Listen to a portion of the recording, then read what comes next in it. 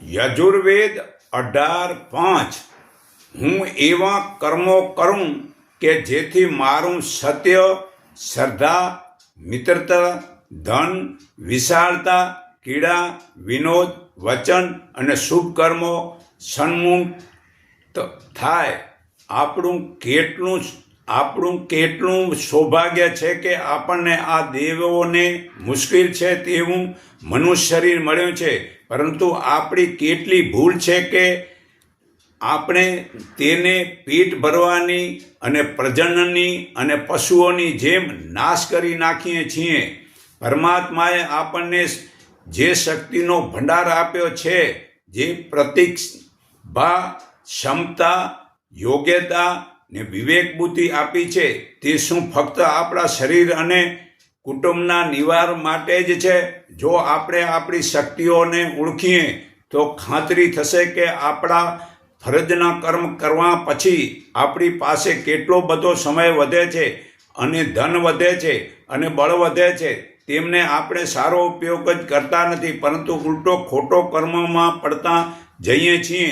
વેપારમાં મનુષ્યને વધારેમાં વધારે 10 કલાક જાય છે, 7 કલાક સૂવામાં જાય છે, 3 કલાક ભોજન વગેરેમાં જાય છે, છતાં રોજના 4 કલાક બચે છે. તેનો કેટલો અને કેવો ઉપયોગ કરીએ છીએ તેના વિશે પણ કોઈક વાર વિચાર કરવો જોઈએ. લોકમંગળ તથા પરમાર્થને જ સાચી ઈશ્વરની પૂજા કહેવાય છે. ખોટા પાખંડ, અજ્ઞાન તથા આળસનો નાશ કરવા માટે જે પણ તકલીફો સહન કરવી પડે તેને ઉચ્ચ કોટીનું તપ કહેવાય છે.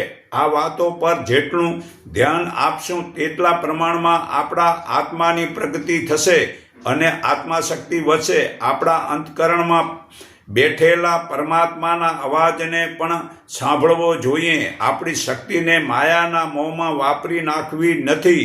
તે તો મૂર્ખતાપણું જ સાબિત થાય છે. પરંતુ ચારિત્રવાન લોકો આ પ્રકારના આદર્શ જીવનને અપનાવીને યશસ્વી બને છે. જે મનુષ્ય આ જ્ઞાન મારા ભક્તને કહેશે તે મને જ પામશે, તે મનુષ્ય મને વધુ પ્રિય છે. આ ગીતા અધ્યાય 18 શ્લોક 69-49 પુરાવો છે. તો ભક્ત એ છે કે પ્રભુને યાદ કરે છે. સંત એ જ છે પરમાત્માને યાદ કરે છે. તો આપણે એવું કામ કરીએ કે પરમાત્મા આપને યાદ કરે.